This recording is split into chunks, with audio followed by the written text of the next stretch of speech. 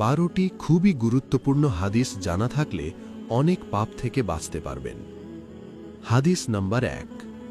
কোনো অবৈধ নারীকে স্পর্শ করার চেয়ে মাথায় লোহার পেরেক পুঁতে যাওয়া ভালো। আস সিলসিলাতুস সাহিহা 226। হাদিস নাম্বার 2। কোনো পুরুষ কোনো নারীর সাথে নির্জনে মিলিত হলে নিঃসন্দেহে তাদের তৃতীয় জন হয় শয়তান। তিরমিজি 1171। হাদিস নাম্বার 3।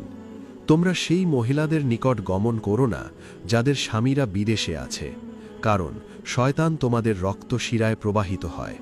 তিরমিজি 1172। হাদিস নাম্বার 4। দেবর মৃত্যু সমতুল্য। মৃত্যু থেকে মানুষ যেভাবে পলায়ন বা সতর্কতা অবলম্বন করে, এক্ষেত্রে তাই করতে হবে। বুখারী 5232, মুসলিম 2172, তিরমিজি 1171। হাদিস নাম্বার 5।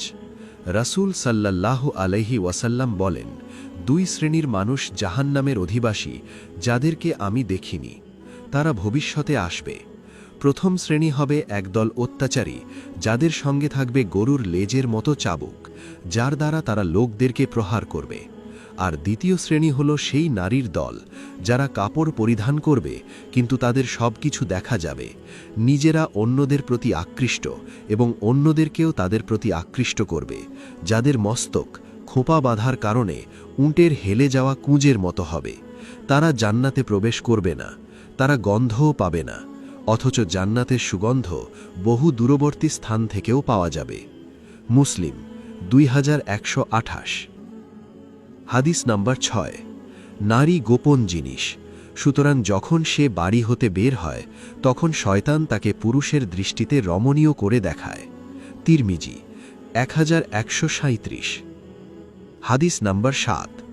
রাসূল সাল্লাল্লাহু আলাইহি ওয়াসাল্লাম আমাদেরকে নিষেধ করেছেন যে আমরা যেন মহিলাদের নিকট তাদের স্বামীদের বিনা অনুমতিতে গমন না করি। তিরমিজি 2779। হাদিস নাম্বার 8। প্রত্যেক চক্ষুই ব্যভিচারী, আর নারী যদি সুগন্ধি ব্যবহার করে কোনো পুরুষের মজলিসের পাশ দিয়ে পার হয়ে যায় তাহলে সে এক ব্যভিচারিণী নারী। এমনকি এই অবস্থায় নামাজের জন্য যেতেও নিষিদ্ধ।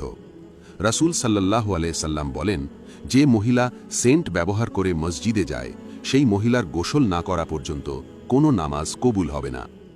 সাহিহ আল জামি আস সাগীর আজ জিয়াদাত 270। হাদিস নাম্বার 9। যে নারী স্বগৃহ, স্বামীগৃহ বা মায়ের বাড়ি ছাড়া অন্য স্থানে নিজের পর্দা না রাখে, কাপড় খোলে, সে তার ও তার রবের মধ্যকার পর্দা ও লজ্জাশীলতাকে বিদীর্ণ করে দেয়। তিরমিজি 2803। হাদিস নাম্বার 10।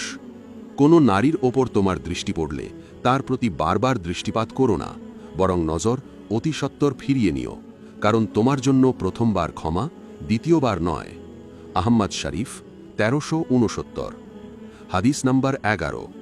নারীদের বেশধারী পুরুষের ওপর অভিশাপ এবং পুরুষদের বেশধারিণী নারীদের ওপর আল্লাহর অভিশাপ। মুসলিম 2674, 6804। হাদিস নাম্বার 12। যে নারী তার মাথায় এমন চুল বাড়তি লাগায় যা তার মাথার নয়, সে তার মাথায় জালিয়াতি সংযোগ করে। সহিহ আল জামিউস সাগীর আজ জিয়াদাতু